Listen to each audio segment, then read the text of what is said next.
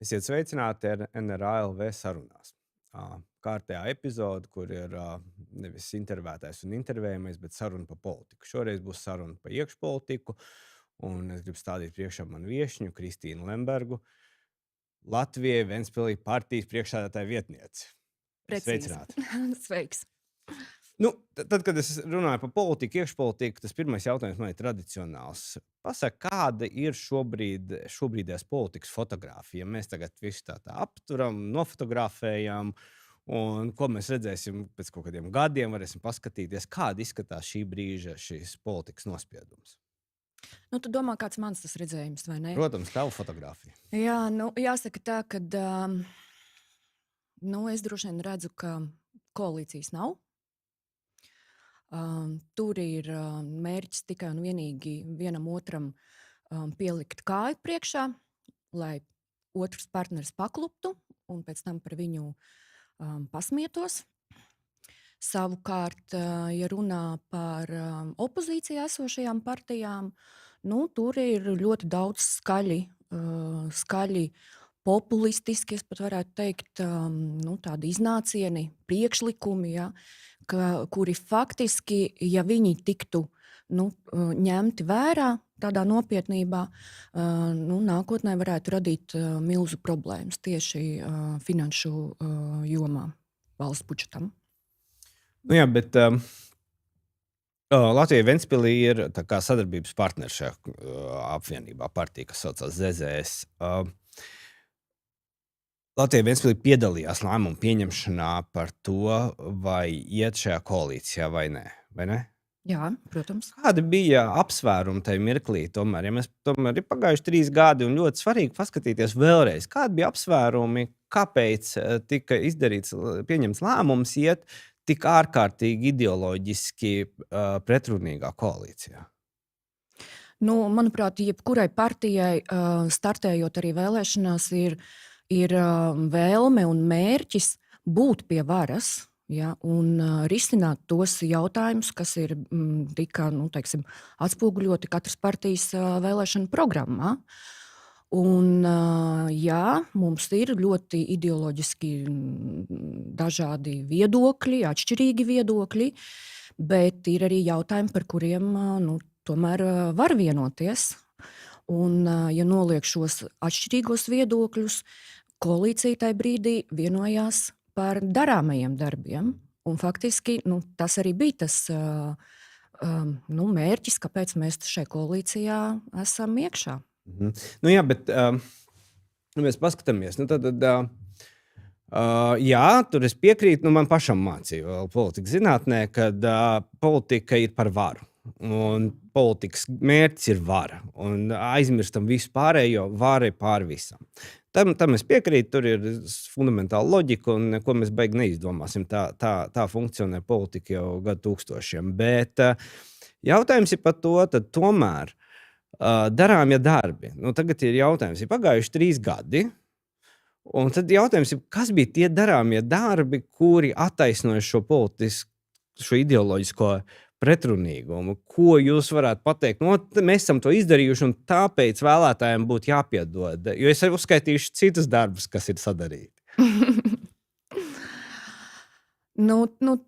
Tie ir virkne ikdienas arī tie darbi, ja, pie kuriem mēs strādājam. Tādi lielie darbi.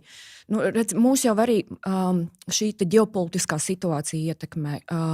Tā krīze, kas šobrīd ir ekonomiskā, ja, tā dārdzība, kas notiek, tie visi ir tādi satricinājumi, pie kuriem mēs ļoti rūpīgi arī strādājam. Ja?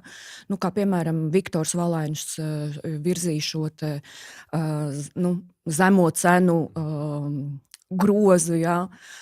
Es domāju, ka tas ir, lai arī mums varbūt iekšēji arī viedokļi atšķīrās, vai tas ir pareizs solis, vai tirgus ekonomikā tu kaut ko tādu vari regulēt vispār. Ja? Bet mēs redzam, ka tas tomēr kaut kādā mērā ir nostrādājis. Ja? Tas ir tāds darbiņš, pie kā mēs esam strādājuši arī. Jo valāņa darbība, tur es redzu, tur kritizē un mētājās, un tur pa to braucienu uz Ameriku, uz to kripto pasākumu. Bet viena lieta, ko nevar pārmest vienreiz pa ilgiem laikiem, ir ekonomikas ministrs, kurš ir aktīvs. Ļoti aktīvs un strādā priekš tā, lai ekonomika iet uz priekšu. Tur es vienmēr esmu komplimentējis, jo man ir apnikuši pasīvi politiķi, kur atsēž. Bet tas, kā es redzu, ja es būtu tāds ZZS vēlētājs, es paskatos uz šo lēmumu 3 gadu atpakaļ.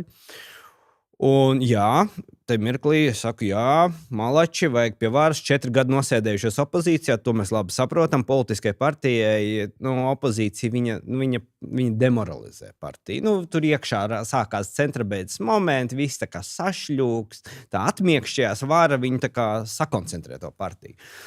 Bet tad mēs redzam, kā tad kompromisi ir bijuši.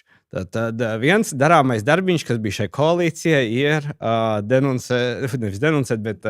ratificēt Stambulas konvenciju. Pēc tam ir mēģinājums denuncēt, kurš izgāžās. Nākošais, ko mēs redzam, ļoti spēcīgi bija pozīcija par to, ko darīt ar budžetu. Patiesībā ZZS budžeta pozīcija, ka jāgriež un nav jāiet šajā dziļajā deficītā, šobrīd viņa diezgan precīzi parāda, ka šī bija pareiza pozīcija, jo mēs tagad redzam, mēs nonākam šajā enerģētikas krīzē. Man ļoti patīk, tagad to sauc nevis ir baltie gulbi, melnie gulbi un ir rudais gulbis. Mums ir atlidojis rudais gulbis. Un šobrīd sāk runāt, ka vajag palīdzību un tas palīdzības tu nevar iedot. Budžets ir pārspriegots, mēs jau esam paņēmuši šādi un tā. Bet kompromiss bija. ZZS aizgāja pa kompromisu taku un piekrīt, tad, labi, tos 2 miljārdus aizņemsimies, nospļauties.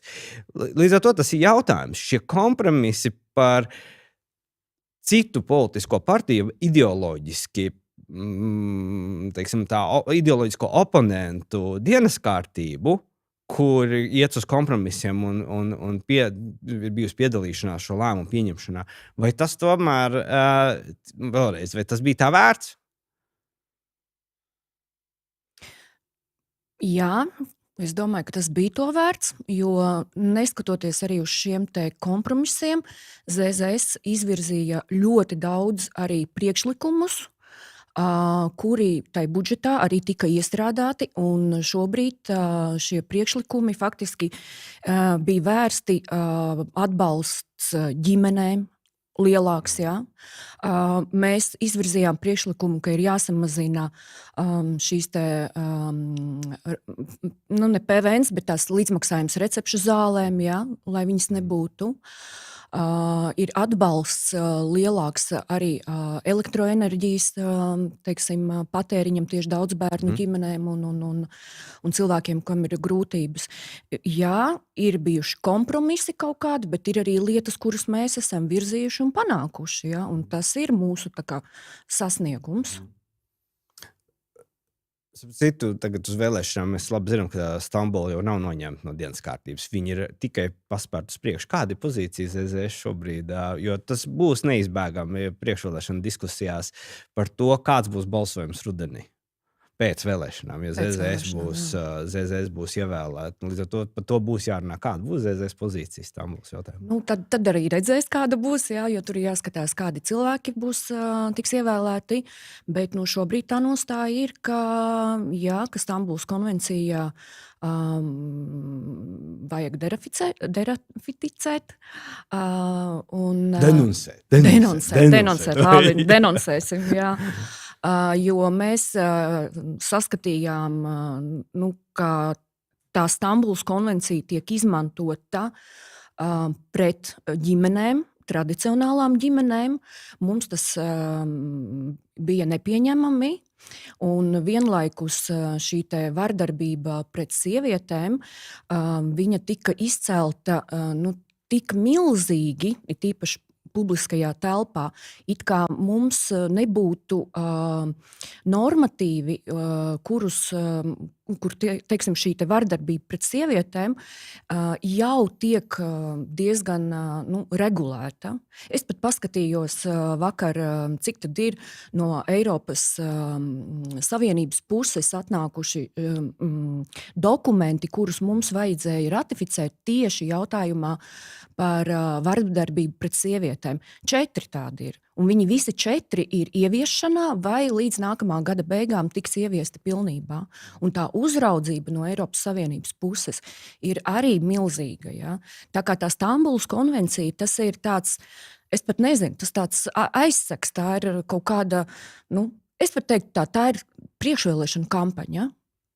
Nevis reāls dokuments, kuru mums Latvijai šobrīd būtu jāratificē. Viņa ir ratificēta, bet kur būtu... Tur man jau liekas, ka tā briesmīgā slepkavība, kad māte priekšā bērnu priekšā noslapkavoja māti, bija, man liekas, lielāks dzinulis vardarbības mazināšanai nekā Stambulas konvencija. Stambulas konvencija ir pilnīgi pa kaut ko citu, bet tā vardarbība jau pēc savas būtības, vai viņa tiek risināta, tas jau ir nevis ar konvenciju neaizklās. Tā ir policija, kas nodarbojas ar reālām lietām uz vietas, nevis saka, ja tā jau jūs mājas kārtībā risiniet, tā teikt.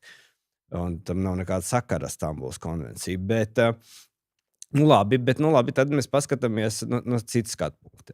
Kādu ģenēzi piedzīvojis ZZS elektorāts šo gadu laikā? Jo te mirklī, kad ZZS piekrita šai koalīcijai, ja mēs paskatāmies, toreiz vēl taisīja reitingus, viņi bija pieejami, reitingi gājusi uz augšu, un mēs redzējām, ka vienā mirklī, jo ZZS bija tā kā numur 2 partija, tur bija viss pareizi. Tas elektorāts tā kā teica, pareizi, mēs esam gatavi, ka jūs ejat uz kompromisiem, bet jūs esat pie varas. Un tas ZZS elektorātam ir bijis vienmēr svarīgi. Tagad reitings netaisa, tagad nākās izlīdzēties ar visādu šņagu, kas staigā pa pasauli, mēģināt kaut ko sintētisku uztaisīt pašiem, kas kaut ko saprot no statistikas, un nekas tur labs baigi neizskatās šobrīd. Šobrīd mēs redzam, ir citi līderi, tur ir Latvija pirmajā vietā līderi vairāk, tur ir vairāk līderi progresīvi, tur var visu, ko strīdēties, bet nav ok.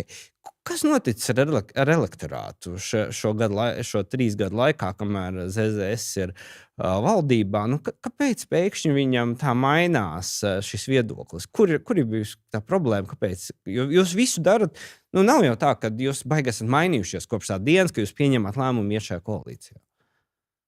Jā, un jāsaka tā, ka mēs paši ļoti analizējam, kāpēc ir tā, kā tiešām ir, jā, reitingi. Mēs viņus taisam, mums viņi būs un analizēsim vēl vairāk, bet tā problēma ir nevis tajos darāmajos darbos, ko mēs darām, ko mēs nesam uz valdību, ko mēs nesam uz Saimu, bet problēma ir mēdījos, diemžēl, kā viņi atspoguļo katras partijas pausto viedokli. Un jāsaka, ka mums pavisam nesen bija tāda diskusija ar vienu aģentūru, kura ļoti precīzi parādīja, izanalizēja tos, datus, ka vienotības un progresīvo sniegtā informācija plašsaziņu līdzekļos ir vismaz kādi 72–73% no visa ētera. Savukārt ZZS, Nacionālā apvienība, Latvija pirmā vietā, mēs paliekam tajos 27%. Mūsu viedokli nenes līdz tai sabiedrībai. Un līdz ar to mūsu elektorāts nedzird vienkārši mūsu. Un ar sociālajiem tīkliem arī tu nevari sasniegt tik ļoti, to auditoriju.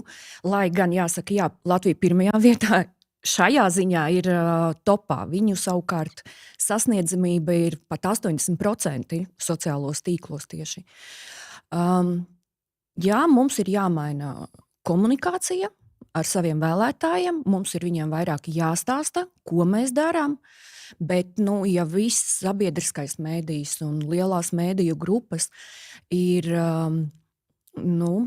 es pat lietošu vārdu naidīgi noskaņotas pret ZZS, neatspoguļo ZZS viedokli un izdarītos darbus, ar šo mašinēriju ir grūti cīnīties. Laikam būs jāiet vairāk pie cilvēkiem. Uz vietas. Tas ir labi teiks no partijas, kur ir pietiekoši nopietni pārstāvēt reģionos. Bet atgriežamies pie tā. Tātad Latvija pirmajā vietā nosauca kā veiksminieks. Es teiktu, suverēnā vara jaunatvieši tie ir vienkārši nākošais līmenis. Jo, kā mēs redzējām, uz pašvaldību vēlēšanām viņi dabūja 3 mēnešos sociālos medijos 12%. Tā pa nacionālo līmenī, kas viņus padara īpaši bīstamus. Dēļ tā, ka viņi spēja mobilizēt, tā, kad uz radara ekrāniem nav. Līdz ar to nevar teikt, ka nav risinājumu šai stāstam. Bet tur ir 2 risinājumi. Viens ir risinājums būvēt šo sociālo mēdīju stāstu. Man šķiet, pagaidām viņš laikam nelido vēl pagaidām jums. Bet jautājums tāds, jūs esat varas partija. Jūs esat viena no 3 varas partijām, un jūs pieļaujat, ka varas partija, kurai zināmā mērā ir zelta kārts, ir ZZS, ir valdība, nav ZZS, nav valdība. Jūs pieļaujat, ka kultūras ministrija caur SIFu, MAFu, kur plūst milzīgas naudas uz mēdījiem, jūs teiksim tā, jūs arī esat balsojuši par to. Jūs arī esat atbalstījuši savu politisko pozīciju šo situāciju, kas notiek ar mēdījiem, ka jūs vienkārši izolē. Mūsu priekšlikums bija vispār likvidēt SIFu, jā. Reorganizēt viņu. Es teiktu, ka mēs joprojām raugāmies, ka SIFs ir faktiski barotava atsevišķām nevalstiskām organizācijām, kuras skaļi bļauj, bet patiesībā to sabiedrības viedokli, tādu kritisku nemaz nepārstāv. Tur ir liels darbs, jā. Mēs vēršamies. Es saprotu, tur ir diezgan liela miljoni. Tur ir ļoti miljoni. Ja vairākas nevalstiskās organizācijas tikai pārtiek no SIF dotācijām, jā, tad skaidrs, ka viņi ļoti bļaus, jā, ka tāds SIFs ir jāsaglabā. Tieši tāpat kā arī mēdīji, jā. Kādus miljonus saņem. Jā, bet te ir tā problēma, ka patiesībā vismaz, es nezinu, es iezīmēju to vienu no problēmām, ka šī nauda, šī valsts nauda, viņš ir tā kā nāvīgs apskāviens mēdījiem, jo mēdījis agri vai vēl, jo mēs redzam, ka mēdīju, tradicionāli mēdīju reitingi krīt. Viņi krīt lielā mērā. Tas viens no momentiem ir arī šis, piemēram, podcasts. Cilvēki grib paklausīties kaut kādu alternatīvu informāciju. Un ja tas mēdījis strādā nevis uz auditoriju, bet strādā uz naudas devēju, viņš agri vai vēl paliek pat naudas devējiem nevajadzīgs, jo viņš vienkārši kļūst neietekmīgs. Un tas ir tas, kas notiek zināmā mērā ļoti bīstams priekš Latvijas, kad tā nauda tiek dot tiem mēdījiem it kā ar labu domu, lai mums būtu nacionālā mēdīja telpa latviešu valodā, bet rezultātā šī mēdīja telpa īstenībā degradējās, ja viņi sāk koncentrēties uz tiem, kam tiek dot kas ir tie, kas pieņem lēmumus. Un tad ir tālāk tas, par ko jūs runājat, tiem 70%, kā progresīvai ar jauno vienotību, kūrē to visu lietu, un būsim reāli, mēs redzam, kur ir kūrētie materiāli un kur nav kūrētie. Tur jau, tā teikt, ir neapbruņot aci, var redzēt, ja tu kaut ko saproti. Bet šobrīd mums ir situācija. Mums ir nepieciešams sniegt atbalstu sabiedrībai. Mums tagad labi, mēs runājam par benzīna cenām, dīzeļdegvielas cenām, kur es vēl neredzu lielāko šausmu momentu, jo es atceros, bija arī augstākas cenas ir bijušas. Bet nāks apkurs sezona. Tur mēs esam no gāzes atkarīgi, un gāzes cenas arī aug. Un tur būs, mēs, protams, varam paļauties, ka Dievs mūs sargās no tādas ziemas, kā šī bija, bet nedod Dievs ir tāda, kā šī ziema ar jaunām, piemēram, cenām. Tur būs atkal jāsniedz atbalsts, tā kā tas tika sniegts karam sākoties 22. un 23. gadu, kad cilvēkiem dotēja gāzes cenas. Šis ir labs iemesls atgriezties pie tā, kur mēs tērējam to naudu.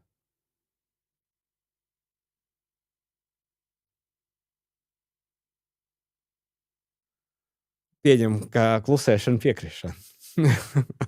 Labi, pamainīsim tēmu. Parunāsim par premjeru kandidātiem. Šobrīd baigi aktīvi griežās jautājums par to, kas būs premjeru kandidāti kurai politiskai partijai. Šajā gadījumā es nespīdzināšu, kas būs ZZS premjeru kandidāts, jo es zinu, ka es atbildi nesaņemšu, bet, jo tur ir vēl process, kas ir arī normāli demokrātisks process. Es gribēju pajautāt, kāds būs process pašā šajā apvienībā, kādu jūs esat vienojušies, kāds būs tas process, kā tiek meklēts un noteikts premjeru kandidāts. Faktiski mēs jau redzam, ka ir atsevišķi tādi personas, kas ir veidojas jau kā līderi. Ja?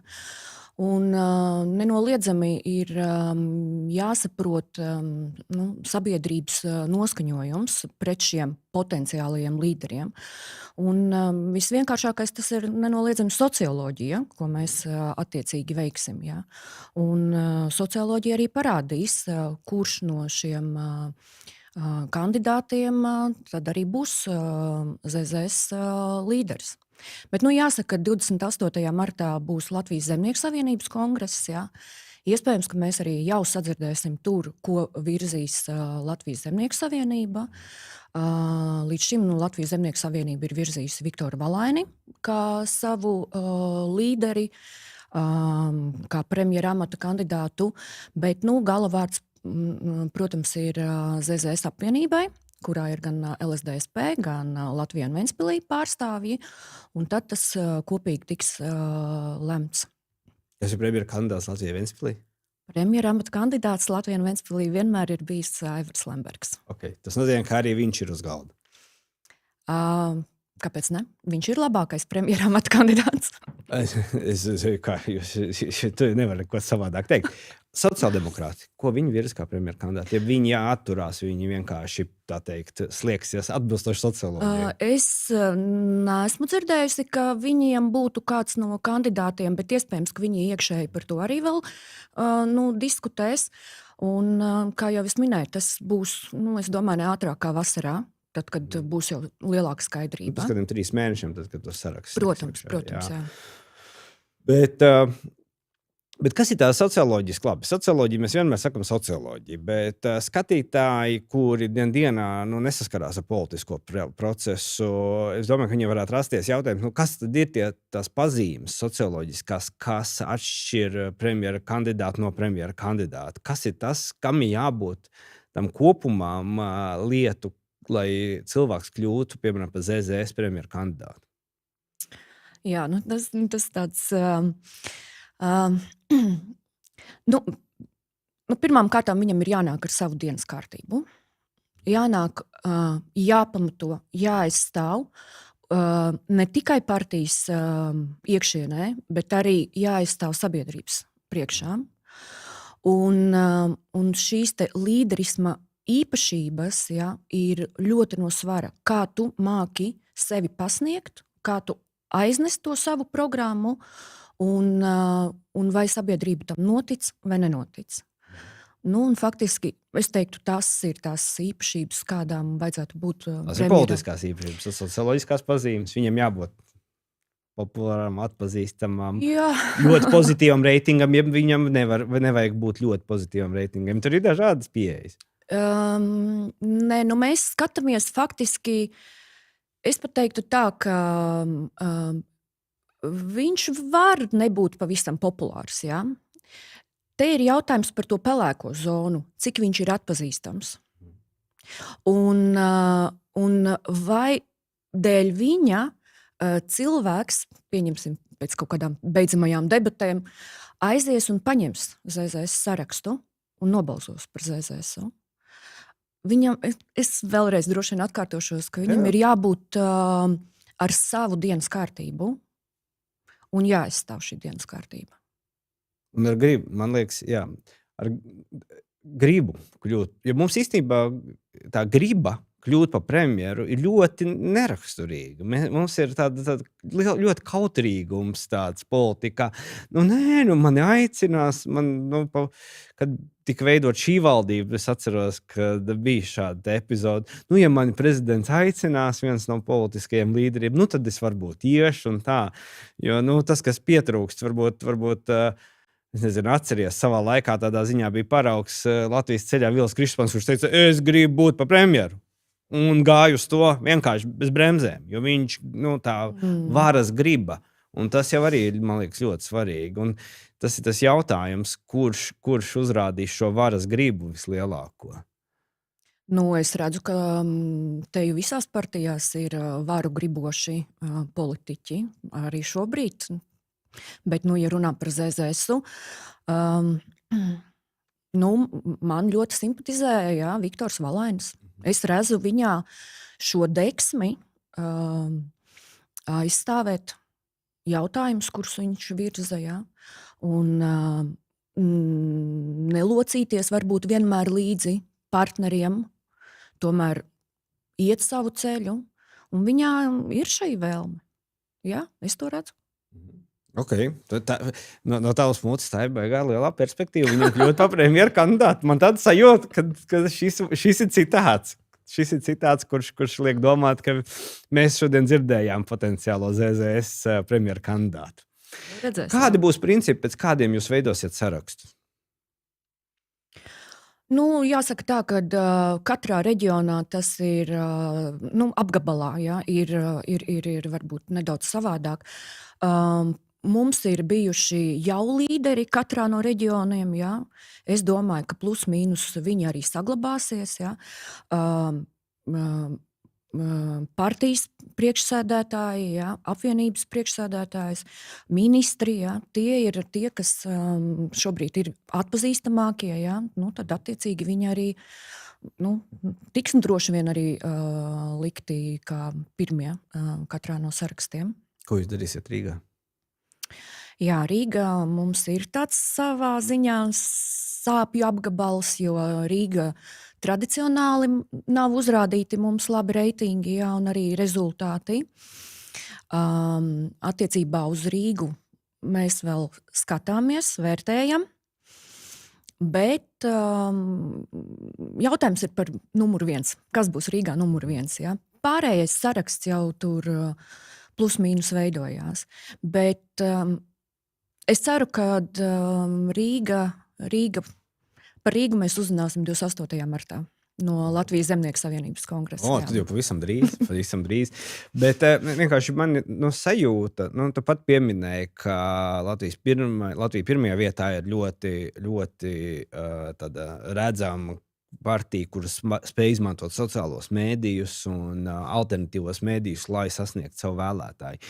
Vai jūs arī kombinēsiet iekšā lēmumu pieņemšanā par vietām partijas biedru sarakstos, viņu spēju komunicēt sociālos mēdījos? Nē.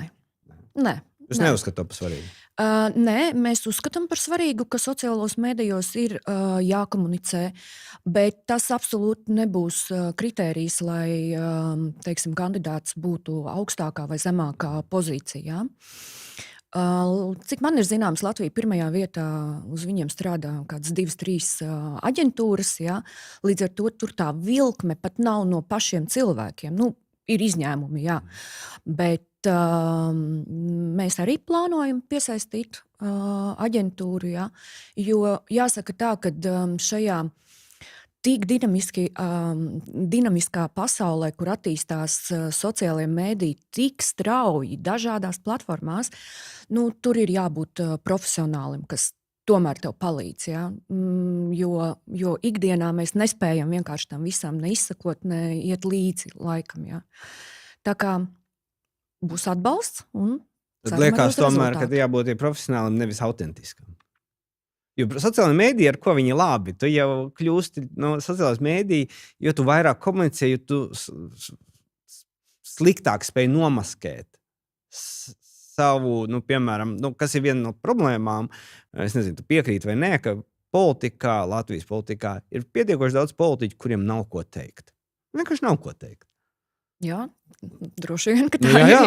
Tāda sajūta ir, ja mēs paskatāmies uz parlamentu, tur diezgan daudz ir cilvēku, kuriem, tagad viņam saka, tagad tev ir iespēja pateikt savam vēlētājiem, teiksim tā, kaut kāds, piemēram, hipotētiska situācija. Tev ir tagad 5 minūšu zvaigžņu stunda. Visi Latvijā, teiksim, tā kā trauksmes poga, pacēla telefons, un viņi 5 minūtes skatīsies uz tevīm. Ko tu viņam pateiksi? Un es domāju, ka šo eksāmenu nenokārtot viena liela daļa parlamenta deputātu. Jo īsts politiķis tas, kuram vienmēr ir ko teikt savam vēlētājam. Un tieši sociālajie mēdīji ir viens no tiem instrumentiem, kas atklāja varbūt to spēju vai nespēju runāt. Jo, ja tu nepiekrītam. Nē, es pilnīgi piekrītu. Protams, mēs redzam, ka mums ir līderi, kuri sociālos mēdījos bez jebkādām aģentūrām spēj sasniegt neiedomājumus, teiksim, auditoriju. Un tas pats Aivars Lembergs, ja? Nav ko slēpt. Tur viņa video, tur var patikt, nepatikt viedoklis, bet visi viņus ir redzējuši. Ja? Viņš pats savu mēdījis. Tas ir tas moments, kad Lembergs, Lesers, kas mums ir vēl tie redzamie, kas ir pats par sevi mēdījis jau. Tu nevari runāt par viņu kā par tikai vienkārši kā politiķi un mēdīju uzmanības objektu. Viņš pats rāda to savu dienas kārtību, tas, par ko tu saki, un viņam ir vēlētāji, kuri skatās to mēdīju un grib patērēt šo dienas kārtību. Tas ir tas otrs moments, kad tu spēj diezgan precīzi. Jo man jau liekas, ka tā sociāla mēdīju spēja ļoti korelē spēju arī tiešajā komunikācijā. Vai tu spēj arī uz ielas ar to cilvēku runāt? Nenoliedzami, jā. Bet jāsaka tā, ka, kā jau tu pats arī minēji, vairums arī Saeimas deputāti, jā, viņi nespēja varbūt noformulēt savu viedokli. Varbūt viņi ļoti labi strādā. Ja? Un tāpēc arī mums ir nepieciešams atbalsts, lai to viedokli profesionālāk ietērptu un pasniegtu. Un es nedomāju, ka no tā būtu jākautrējas. Nē, es jau nesaku par to jākautrējās. Es runāju par to politiķa autentiskumu, jo viņa darba sastāv. Tu saki, viņš labi strādā. Es tev atļaušos oponēt, kad politiķis, kurš nespēja pastāstīt, ko viņš dara, kā viņš dara, tas nozīmē, ka viņš strādā jau slikti, jo viņš jau tur ir nonācis dēļ tā, ka viņš spēja kaut ko apsolīt un pastāstīt. Jā, bet vēlētājs par viņu ir vēlējis. Mēs taču labi zinām, ir tie, kas ievelk, un ir tie, kas uz astes iebrauc.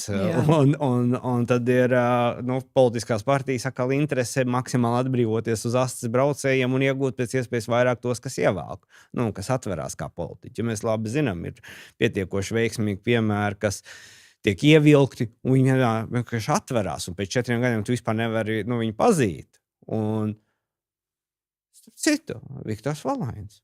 Jā. Viņš tika ievēlēts, kurš viņu zināja, ka viņu ievēlēja pirmo reizi. Un tagad, ka viņš spēja atvērties. Un viņš nav vienīgais. Mēs vēl redzam, kur spēja atvērties kā politiķi, gan opozīcijā, gan pozīcijā esot. Jo te jau ir galvenā māksla atvērties opozīcijā esot, nevis pozīcijā. Jo pozīcijā tur jau arī čemodāns atvērsies.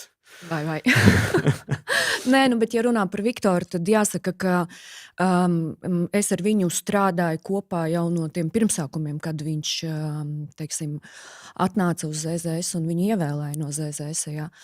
Un sākumā viņš bija ļoti varbūt kautrīgs un viedoklis, tas nevarēja tā noformulēt un pasniegt, bet viņš ļoti ar sevi strādāja. Viņš arī gāja pie profesionāļiem un mācījās, kā atvērties. Ja? Ne visiem ir tās dotības. Un tā kā, Viktors Valains tādā ziņā ir atvērties. Nē, politikā 80% ir darbs. Ja kāds iedomājās, kad ir, man vienmēr patīk tas piemērs par Gebelsu, Hitleru un tā. Viņi tādi oratori bija. Un tad palasot, kā tas notika, viņi sāka karjeru ar tām uzrunām aluskrogos. Un tad, kad tu spēji aluskrogā kādu atraut no alus un sarunas ar alus biedru ar savu runu, Tad nav brīnums, ka pēc gadiem 10 šādi runājot, stadioni tev metās uz ceļiem tavā priekšā, jo tu esi uztrenējies. Tas jau ir treniņš, tas ir darbs. Tas ir, protams, disleksija varētu būt grūti, bet jebkurā gadījumā tas ir darbs un treniņš. Labi, kas tad mums notiksies ar satiksmes ministru vai šajā gadījumā? Jo mēs redzam, ka ZZS ir ļoti izteikts konflikts ar progresīviem. Tātad koku tēma, viņiem ir ofensīva, tagad ir no Latvijas pirmajā vietā ir ofensīva par satiksmes ministru, kur nāk līdzi ļoti nopietna kritika. Mēs redzējām arī komentārus X-ā, kad ZZS gatavojās debatēm par to balsojumu. Mēs tagad esam ceturtdienā. Mēs zinām, ka šīs parādīsies, kad jau būs risinājums šai situācijai. Bet jautājums ir tāds, ka šis ir tikai viens solis. Jo mēs zinām, ka ir nākošais solis, tur jau ir jautājumi pie aizsardzības ministra, kāpēc viņš pasteidzās pateikt, ka mēs amerikāņiem nepalīdzēsim Hormuz jūras šaurumā un Irānas karā. Un tā tālāk. Mēs redzam, ka pat vai kāds tas balsojums būs pār vai pret Švinku šodien, jebkurā gadījumā nekas nebeidzās. Ir divi varianti. Vienīgais, nokrīt valdība vai turpinās šis čempionāts par labāko neuzticības balsojumu pieprasījumu no politiskās partijas, un tad manipulācija ar balsīm. Jautājums ir, kā tad vispār, vai tas vēlētājiem tas ir tā kā ok, cik var? Jo tomēr ir 8 mēneši, un šī valdība paliek aizvien operacionāli nespējīgāka. To mēs redzējām arī. Jā. Varbūt es redzēju, ka Rašarādens teica, kas man drusku izbrīnīja, ka finanšu ministrs teica, politiķi jau neveidos un valdība neveidos budžetu. Tur ir finanšu ministrija. Tas parāda valdības operacionāli nespēju. Vai tomēr nenāk tas netuvojas tas ieskatē valdībai, tomēr jāsaprot. Vismaz būs tehniska valdība. Okay, mēs zinām, ka tā valdība neizkūpēs. Nebūs tā, ka tur neviena nebūs, bet viņi vienkārši maina statusu. Es nezinu, kāds būs balsojums, jo, protams, jautājums par Švinku ir ļoti aktuāls. Viņu tā pieeja visu laiku tā kā, nomelnot vai likt kāju priekšā ZZS-am balstās, manuprāt, pašu nekompetencē, pašu neprofesionalitātē, un tāpēc visvienkāršākais veids ir uzbrukt otram, lai novērstu uzmanību no sevis. Mūs satrauc, ka attiecībā uz Švinku ļoti daudz nozares sociālajie partneri ir pret viņu. Ja? Mēs redzam, ka ļoti daudz nepareizi lēmumi ir pieņemti, un viņi netiek laboti. Ja? Tas pats nelaimīgais Rail Baltica.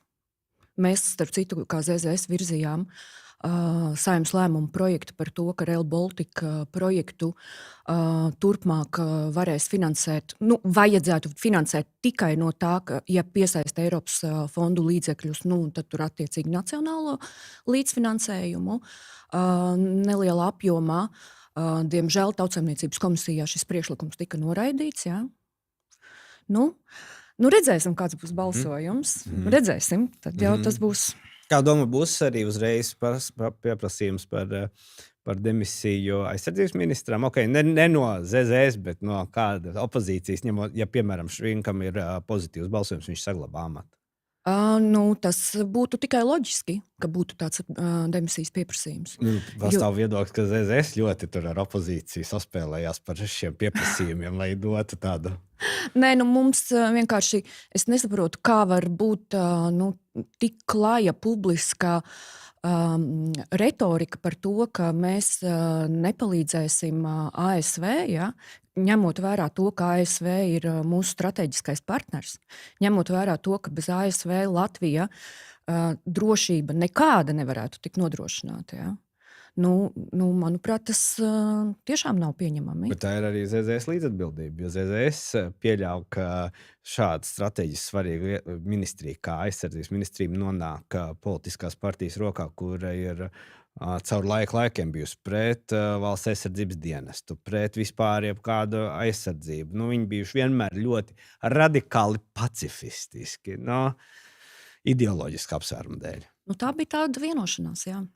Kāds ministru posteņus, kurai partijai pienāksies. Un faktiski to jau arī savā ziņā diktēja vienotība. Nu, tas ir īstenībā jāpiemina, lai skatītāji saprot, ka pie šīs valdības arhitektūras vienotība vienatnē var valdībā pieņemt lēmumus. Jā, tieši tā. Viņiem nav vajadzīgi ne progresīvie, ne ZZS, viņiem ir vairākums ministru balsu. Un tas ir baigi. Nu, tas ir svarīgi, ko daudz nesaprot, ka tāda situācija, man liekas, nekad nav bijusi īsti, ka viena partija, nu, kopš, kad bija Latvijas ceļam valdība, nu, pat, kad bija 36 mandāti viņiem, es neatceros, ka kādreiz vēl būtu valdība, ka viena partija var pieņemt jebkuru lēmumu valdībā, un viņi pilnīgi nospļauties uz pārējiem. Nu, es tā kā politikā esmu no 2004. gada, jā, es arī tiešām neatceros tādus gadījumus, kad, nu, faktiski to var izmantot arī kā savu veidu šantāžu, jā, lēmumu pieņemšanā. Jā, nu, vienmēr ir jautājums, ja kaut kas nepatīk, var iet prom no valdības. Tas jau arī ir tāds. Kā domā, nu, nav noslēpums, kādreiz bija arī satiksmes ministra padomniece, vai ne? Toreiz jau, man liekas, sākās pirmās Air Baltica problēmas finansiālās, un pirmā reize, kad bija kaut kāda tāda zvaļošanās. Bet man tāds provokatorisks jautājums, kā domāt, cik maksāja IPO sagatavošanās process, kuram gatavot, jo mums tagad ir, publiski paziņots, ka IPO process tiek pārtraukts, kuras, ir saprotams, tas ir diezgan objektīvi, kam tu vari pārdot kaut ko tādu. Bet nekur netiek pateikt, cik šis process ir izmaksājis, jo, to jau arī mēs tagad kā nodokļu maksātāji maksājam. Kā domāt, cik izmaksāja? Man grūti spriest, bet, es domāju, savi 300-500 tūkstoši tie varētu būt, diemžēl. Man ir sajūta, ka tur nav bijusi viens eiro. Jā, noteikti nav. Jā. Jo tur jau jāpiesaista, tomēr starptautiskas eksperti, lai to visu sagatavotu. Jā, viņš jau starptautisks, jo tur jau nav runa par kaut kādu lokālu stāstu.